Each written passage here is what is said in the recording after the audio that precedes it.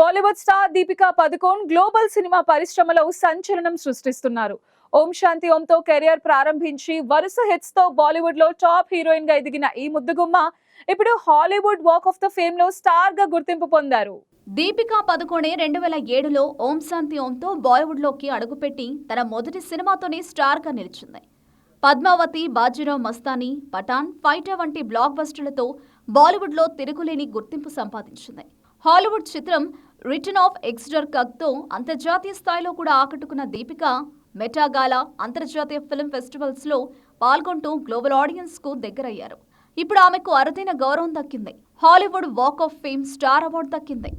Hollywood chamber of commerce motion picture కేటగిరీలో దీపికా పదుకోనేను ఎంపిక చేసింది. 2026లో హాలీవుడ్ బులేవార్డుపై ఆమె పేరుతో స్టార్ ఏర్పాటు కానుంది. ఈ ప్రతిష్టాత్మక గౌరవం పొందిన మొదటి జనరేషన్ ఇండియన్ నటీమణుల్లో దీపిక ఒకరిగా నిలిచారు. షారుఖ్ ఖాన్, అమీర్ ఖాన్ లాంటి స్టార్స్ కూడా ఈ జాబితాలో చోటు సంపాదించలేదు. కానీ దీపిక ఈ అరుదైన ఘనత సాధించింది.